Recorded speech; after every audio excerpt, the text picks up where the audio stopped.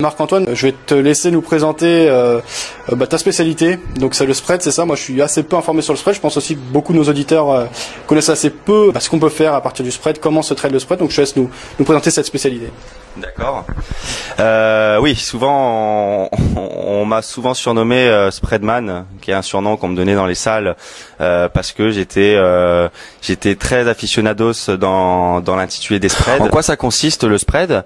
Donc ici, ça consistera en rentrer d'abord notre patte lourde, donc notre patte d'Eurostoxx, puis ensuite aller sur notre marché du DAX, donc à l'inverse, toujours avoir quand on fait du spread, c'est un marché dans un sens et l'autre, le marché de couverture qui est dans l'autre sens.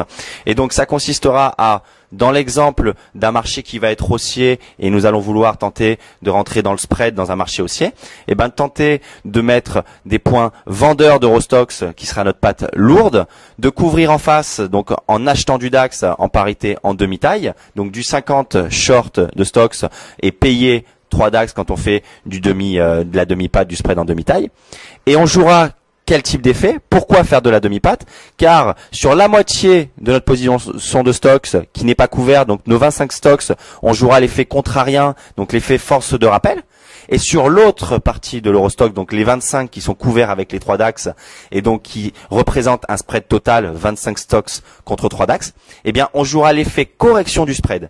Donc quand on fait un spread en demi-taille, finalement on joue deux types d'effets. Le premier, sur la partie qui n'est pas couverte, on joue l'effet force de rappel, l'effet contrarien. Et sur la deuxième partie qui est couverte, celle-ci on joue l'effet contrarien, mais du spread. Voilà un petit peu ce que c'est ma spécialité. Je fais ça tout au long de la journée. Évidemment, modulo les volatilités sur le marché, car on adapte différemment nos stratégies de spread, notre nombre d'entrées de spread au cours de la journée en fonction de la volatilité ambiante du marché. Plus la volatilité est plus grande et plus on diminue nos clip size et on se donne un plus grand nombre de clip size à l'entrée, car le risque est plus grand, et inversement, plus la volatilité est stasse, et plus on peut être un peu plus chargé sur les spreads, car le risque ambiant du marché à l'instant T et au cours de la journée est plus faible. Voilà un peu ce que c'est ma spécialité.